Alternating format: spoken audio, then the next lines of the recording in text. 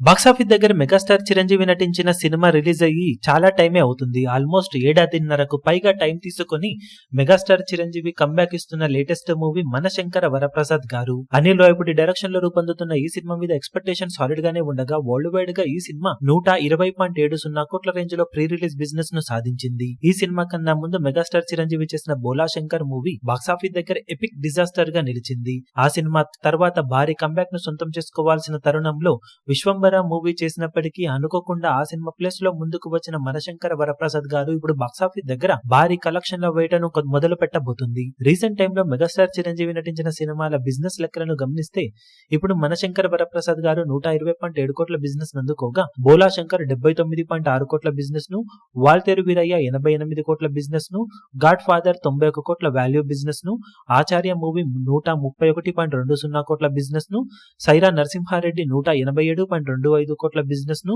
ఖైదీ number 150 89 కోట్ల వరకు value business ను అందుకున్నాయి. ఇందులో లాస్ట్ 5 సినిమాల టోటల్ బిజినెస్ లెక్క ఇప్పుడు 510 కోట్ల మార్కును దాటడం విశేషం. అందులో 3 ఫ్లాప్ మూవీస్ ఉన్నా కానీ బిజినెస్ పరంగా మెగాస్టార్ చిరంజీవి కుమ్మయ్యగా యావరేజ్ గా ఒక్కో సినిమాకి ఇప్పుడు మెగాస్టార్ బాక్సాఫీస్ దగ్గర 102 కోట్లకు పైగానే బిజినెస్ ను సొంతం చేసుకుంటూ దూసుకుపోతూ ఉన్నాడు. ఇక ఇప్పుడు ఆడియన్స్ ముందుకు మంచి అంచనాల నడుమ వస్తున్న మనశంకర వరప్రసాద్ గారు సినిమా ఎలాంటి కలెక్షన్లతో జోరును చూపించగలుగుతుందో చూడాలి.